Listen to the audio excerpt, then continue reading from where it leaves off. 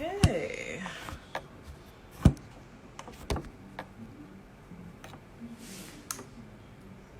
Hello, everybody. And welcome. Okay, I'm just letting the numbers come up. Hi, guys. How are you? Hey, how are you doing? I am just trying to get us started right now. Welcome to the first edition of the Convocation Conversation with the Future Awards to 2020, actually. The road has started. We all know that, the Future Awards are going strong. It's the 15th year. So we're not slowing down. In fact, we're growing. And in light of the pandemic, the global situation, we decided to get a number of different conversations going, just to okay, I've pinned it. Great. Sorry, I was trying to multitask. So we're going to have a number of different conversations that'll be happening here several times per week. Just so that we can get closer to some of the incredible individuals who have won the Future Award in various categories over the years. So it's incredibly exciting. Today is one of those days where we're going to be speaking to a legend. Now, we all know the drill by now. You guys follow the Future Awards account, so you know what goes into this. You know the nature of the people that have won this award in the past. But, often, people win awards, they move on, they fly, they grow their wings and they fly. And what then happens after that is we watch them fly from a distance, right? And we know their story and we read their story. However, okay, Ali Nuhu is online. That's who we're talking to today. So we know their stories, we read their stories, but it's not often that we get to interact with them again, get to bring them back home onto this platform. And that's exactly what we're doing today. So I am not going to waste any time at all with Kannywood's greatest, who was the recipient of the Best Director Award. Hello, how are you doing? Hello, good day. How are you? Doing, Ali? Yeah. Hello?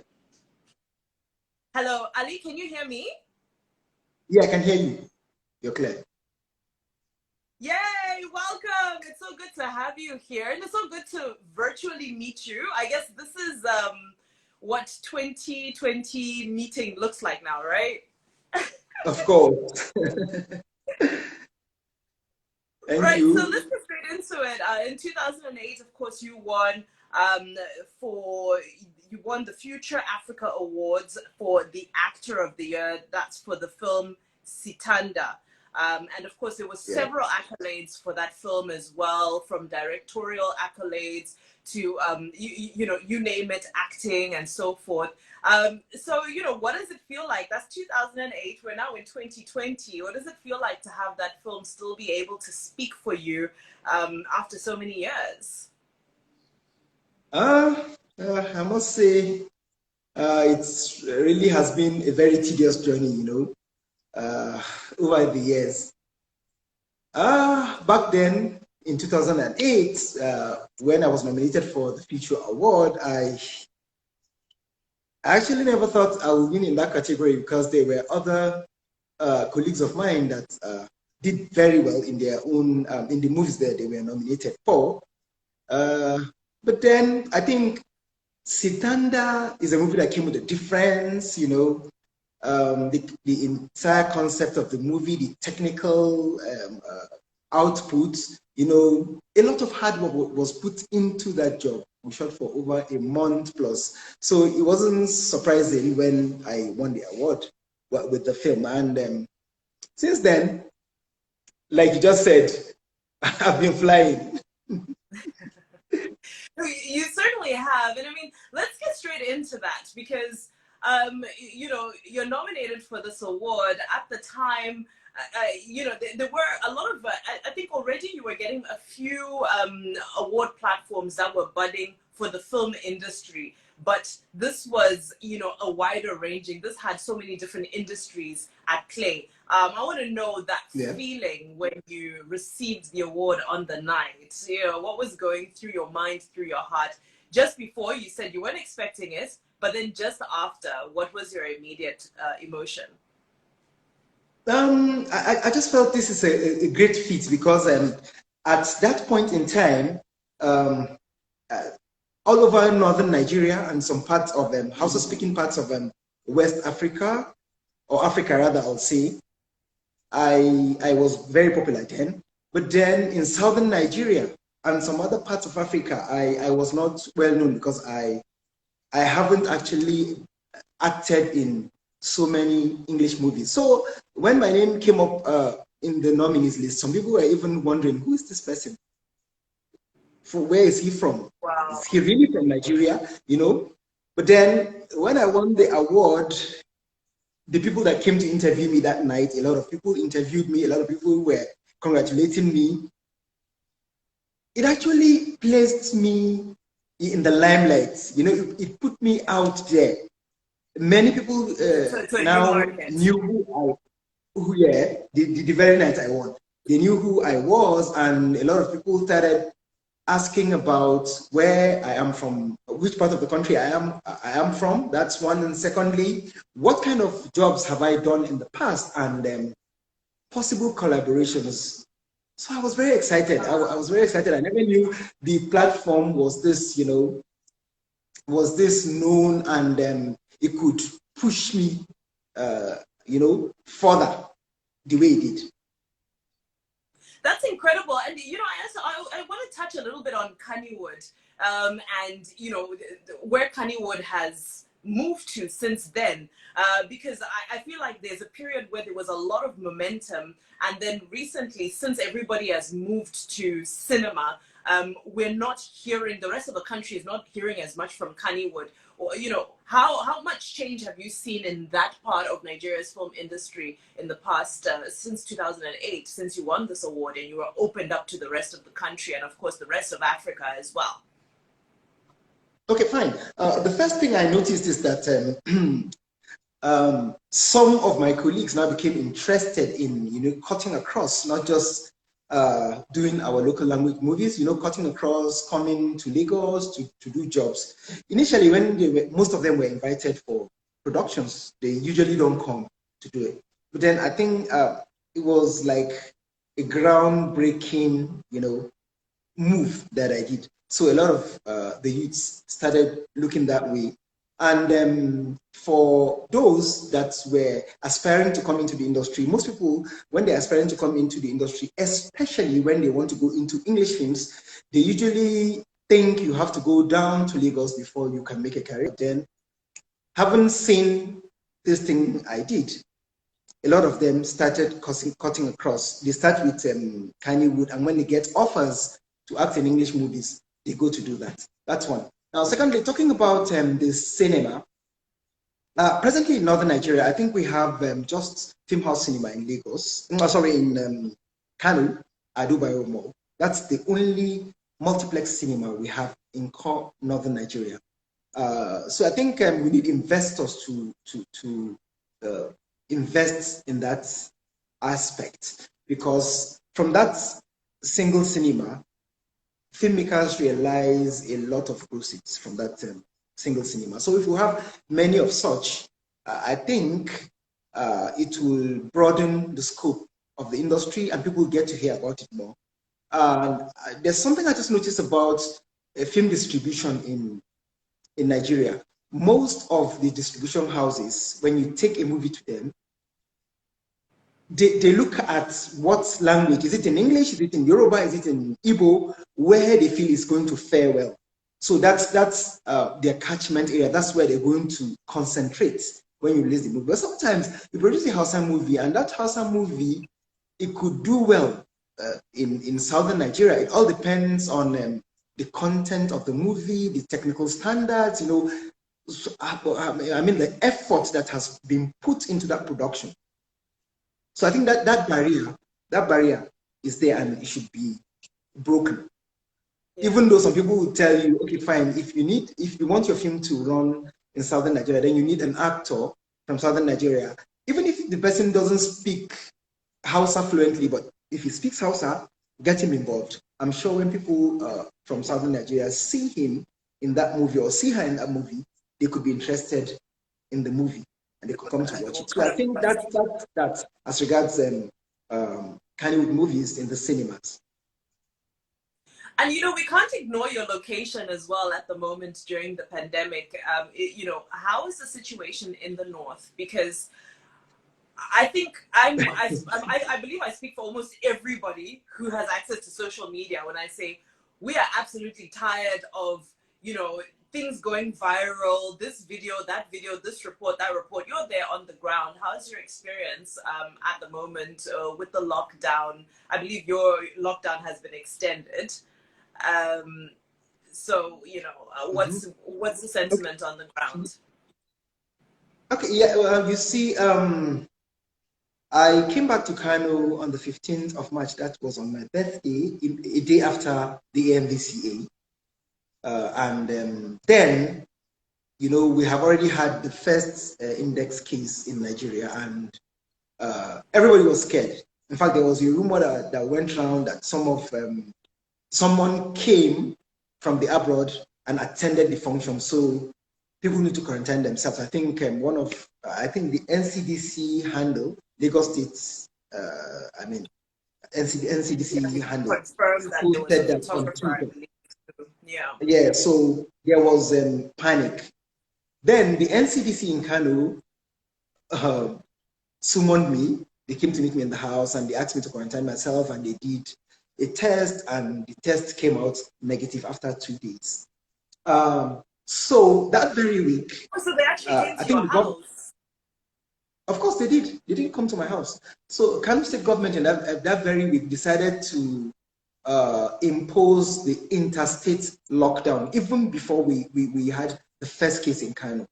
That's a good one on their part, and that really helps. Then gradually, the virus came to Kano, and there were cases here and there. There were mixed reports in the media that the government is not handling it well, blah, blah, blah, blah, blah.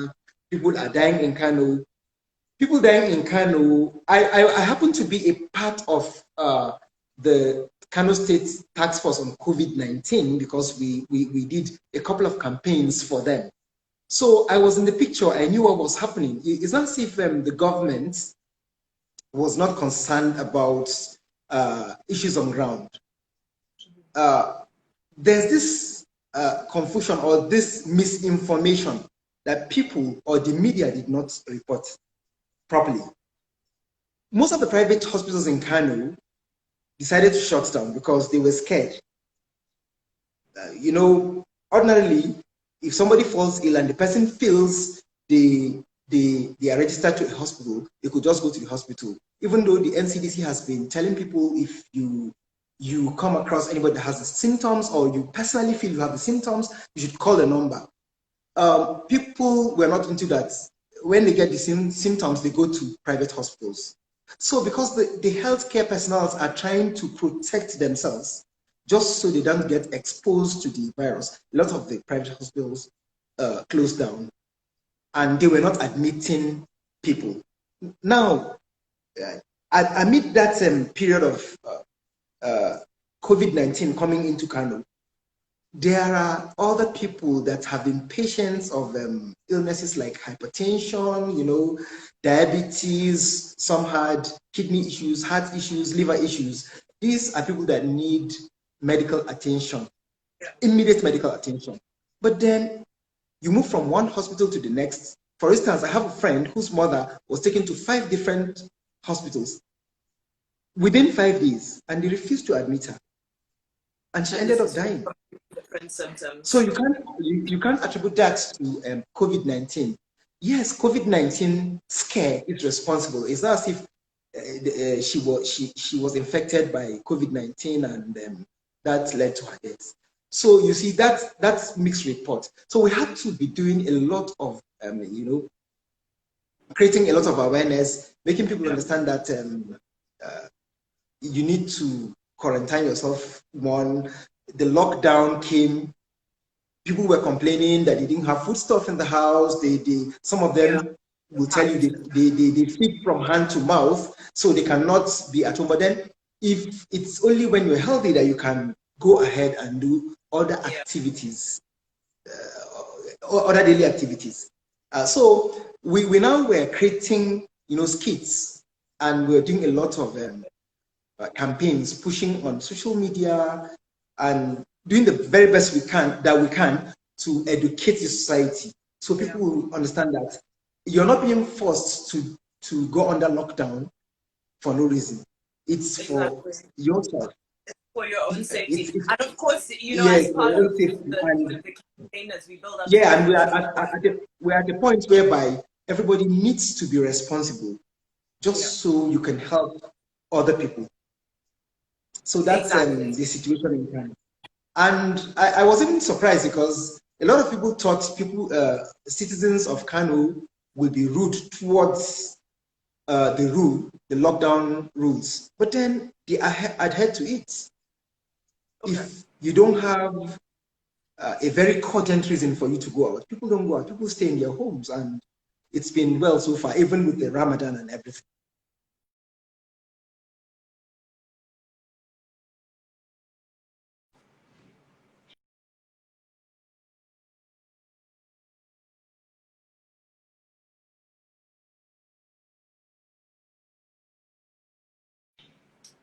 Okay, I think I've just lost Ali. I'm gonna try and reconnect with them. I think we're having network issues. But just in case you're just joining us, this is, of course, the Future Awards Africa. We're having the conversation, and I was joined by Ali Nuhu, who, of course, is not just a Kannywood great, Nollywood great, one of Africa's greatest filmmakers. He's a director and an actor as well, a past Future Awards winner. He won the Future Awards for Best Actor in 2008. That is in connection with the film Sitanda. So I'm just going to try and get him back as quickly as possible. I think we're just having one or two network issues. You know how the drill goes. But this conversation is not yet over. I am okay. So he sent me a request. I'm not seeing it. So we're just trying to get Ali Nuhu back onto the conversation that we've been having. He was just telling me about his experience with COVID-19 in Kano. Of course, we're all hearing the various media reports about what's happening. We've heard everything from the strange to the crazy. So, we're really glad that somebody is on the ground. And he's also, Ali Nuhu, he says he's also part of the task force. And so he's telling us a little bit of his experience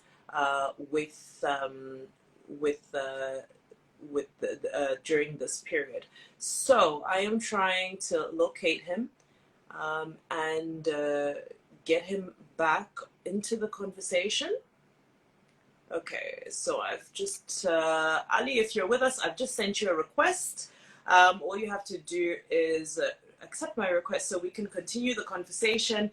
And, remember, you can nominate, okay, Ali is back, but, just before we get back to the conversation, guys, remember, if you have people in your community, even people you may not know, who you feel are doing incredible work, whether they're health workers, frontline workers, essential services providers, who you want to nominate, in July, we will be holding a telethon where we're going to celebrate Africa's COVID heroes. So what you do is you go to beatingcorona.africa and nominate the young people in your community or in some part of Africa who you feel have done incredible work during this period. People like Ali, who, ordinarily is an actor and a director, but who's now lending his time to the task force, which is really incredible. Now, moving away from the experience with COVID in Kano, let's talk a little bit about the young people and the perception that when you win an accolade, an award such as, the Future Award or any accolade that you automatically blow. Is that how it worked for you? Did you receive the award in one hand, walk off stage, and you were a superstar? Or, what's the real process, the correlation between getting these accolades and blowing? I personally feel it is so that when you win the award, you blow. Because you see, winning the award puts you there. It provides that platform for you. You grant interviews, you get to meet a lot of media personalities. You talk about the things you can do, and that draws attention to you, and you make the very good use of that opportunity you get. So in a case whereby you don't do that, that's when you lose out. But if you make very good use of it, then it works for you. For instance, for me, endorsements started coming. One, secondly, I got a lot of film offers, and maybe after the Future Award, that's when what do you call it? BBC World Service Trust was about to start Waiting Day. Yeah, Waiting Day is a series they did. It was educating people on HIV/AIDS then. And I was called for an audition. Wow. At first, I'm like, I'm popular in Northern Nigeria. People know me, so why do I have to be called for an audition? But somebody just said, just give it a try. I did, and I got one of the lead roles, and that ran for over a year and 2 or 3 months. Wow. So, yeah, there's something I just noticed then. Associating yourself with productions of high value quality and some production outfits that really tell very good stories, and they have, this image that they also need to protect. People learn to trust you, and that's what actually transforms you from the amateur you are to a professional and a veteran eventually. So the Future Award, AMA Award, these platforms really helped me. And so, what are some of the practical steps? Because we're now gearing up for the award season, the nominations, and so forth. What are some of the practical steps that you can maybe some pieces of advice that you would give to young people who are trying to position themselves to be nominated? What do you really need to do to be noticed and to be set apart from everybody else? Because now, like you say, because people see all the benefits, there are so many people who are trying to be part of it and trying to get noticed and trying to get nominated. So, how do you set yourself apart? Well, I think the easiest way for you to, set yourself apart is for you to be unique in whatever you do. Like I just said earlier on, try and excel in your field. Do something different, something out of the ordinary, not the normal thing everybody is used to doing. Do something, out of the ordinary, but that thing should be something that would have a positive impact in that field where you belong. Like, I'll keep repeating it. Sitanda, when the movie was shot, usually in Nollywood, in the whole of Nollywood, Kannywood, we shoot movies in 1 week, 2 weeks. But Sitanda, we were on set for 1 month, 2 weeks. At a point, I got tired, I got frustrated. I was contracted to be on the set for 3 weeks. Eventually, I was built to play a sub-lead role, and eventually, the person taking the lead role could not handle it well. So the director now said, okay, I'm taking over. I'm taking the lead role. So the lead role, the person has to be on that set for 1 month. But because of Izu's style of working, he's a perfectionist. So he now said, okay, fine. We're going to be here for 1 month, 2 weeks. I was battling because I know how the industry is in Nigeria. 1 month, 2 weeks, I know how I would have ended if I had done different productions. But then this is something that stands out. And look at the end result of it. So whatever you're doing, excel in your field, do something different out of the ordinary, not the normal thing everybody has been doing. I think that is one of the things that will qualify you to be nominated for the Future Award. And as you speak, I pick out there's a sense of humility because when especially when we look at sort of the millennial, the Gen Z generation, a lot of people do find that it should be easy, do think that it should be easy, and a lot of people have started to feel above a certain amount of work that needs to be put in. Everything looks like an overnight success. So where do you draw the line? between being humble and being patient with things that naturally go wrong on set, and you now drawing the line and saying, you know what, as a human being, as a professional, this is where the treatment, I would say, is no longer professional, and I'm walking away. You know, because with these developing industries, I find a lot of young people are struggling to know, when do I say no? When do I quit? When do I put it down? Yeah. How do you gauge that? You know, okay, yeah, talking about that, most actors, like 70 to 75% of actors are arrogant.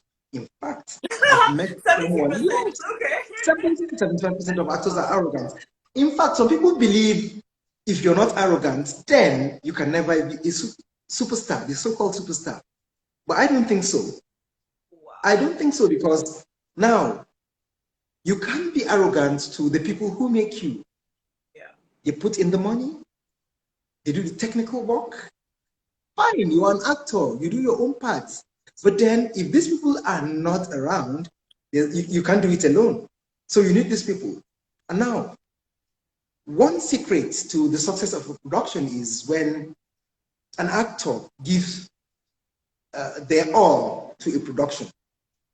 If you get involved in a production, you're very comfortable with the standard of the production, you know, even if it means you pushing yourself to a zone of discomfort to see that you get a very good end result. Do it. Because when the accolades start coming, the producer and director might not be there when you'll be getting the accolades. I've seen actors that have acted very well in movies. Yes, directors and producers get their own accolades too. But then yours stand out because you have fans, and these fans go to an extent of doing weird things. They do things. Some people give you gifts because of the character you portray in a certain movie. They're very comfortable. So for me, if I get involved in a production and I feel there's good production value, but then along the line, there are hitches there, here and there, I'm not well treated on the set, blah, blah, blah, I'll tolerate it. The show must go on. Let's just finish the job. When we finish the job, fine. In the future, if I'm to work with the same set of people, I now lay my conditions and tell them, okay, these are my conditions. But for a production I've started, I'll tolerate it. I love it. The show must go on. At least you started the job, finish it. I like that. That's a very valuable piece of advice because, you know, the perception, the glitz and the glam versus the hard work that goes on behind the scenes don't always match. So thank you for that. Now, we're going to round up soon. But before we go, I've got 2 rapid fire questions for you. My question number one to you. Yes, rapid fire. You're on the hot seat now. My first question to you is, if you were to nominate somebody for the Best Actor of the Year category, Future Awards 2020, who would that person be and why? Swanky JKA, Living in Bondage. Sorry? Swanky JKA, Living in Bondage. Oh, yeah. Yes. I just watched Living in Bondage on Netflix. I just watched it for the second time today. Oh, wow. So he would be your nominee? Of course. Okay. That one needs no explanation, but I want to hear your reasons because maybe yours are different from mine. Okay. Oh, you want to hear from me? Your reasons why. I mean, I know I watched the film, so I know why you would nominate him. But maybe there's somebody who hasn't watched the film. What would your reason for nominating Swanky? Okay, wait, my reason is that the first time I watched the movie in a theater, I didn't know who that guy was. But right from the first frame where he had that comic carriage of his character, up until where he builds up, you know, and became emotionally touched by his, you know, backstory in the movie. You know, that's the way he carried the role. You know, the way he was, he effortlessly swerved. You know, he was very comic in some parts of the film, some parts of reality. That guy did an amazing job. And for an upcoming actor that is not that popular to essay a role of that, magnitude like that, he needs a thumbs up. So I just feel that's the reason why he should be my nominee. Without any bias, I would definitely say that I agree with you on that fully. He did an incredible job, and he certainly put himself on the map with that role. And the second question I have for you, which will be our closing question for today, we are currently, running the campaign, which is beating Corona.Africa, where we are nominating young people who are doing great work, whether it's by volunteering or, whether they're frontline workers who have, served to be heroes for us here in Africa during this period. Who comes to mind for you? Who would you nominate from anywhere in Africa? It doesn't even have to be somebody you know. But for you, who do you think deserves to be acknowledged and celebrated for their efforts during this period? There's a lady called Fauzia D. Suleiman in Kano. Okay. She's really doing so well for people. She runs an organization. She solicits for fund. People donate, and she goes from house to house, village to village.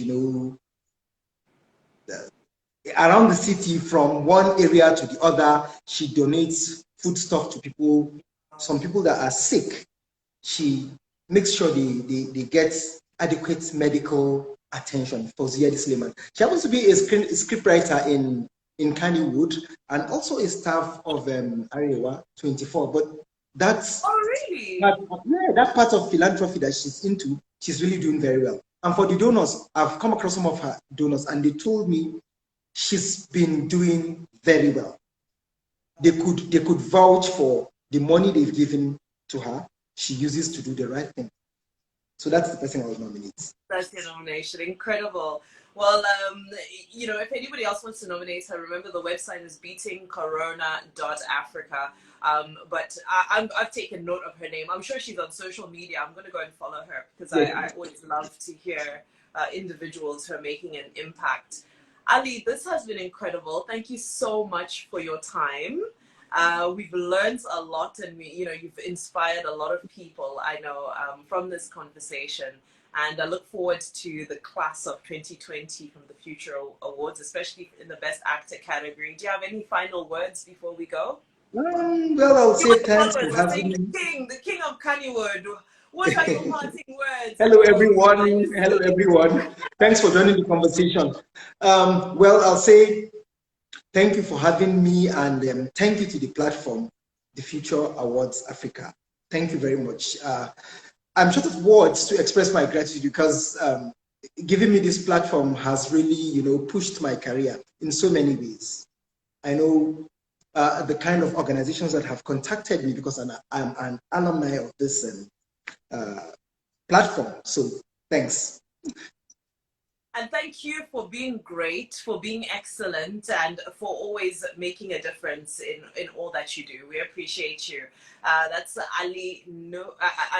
Thank you so much. Have a wonderful evening. I hope to connect with you again very soon. And to everybody who tuned in, thank you so much for your time. Thank you for your data. I know data is hard to come by these days, guys. Thank you so much for sacrificing your data. Remember, we're back regularly. I'm not going to give too much away, but Temisan, who's going to be holding this platform down along with me during this period, is going to be back very, very soon in the next couple of days with another interview as we take you down the road, a trip down memory lane.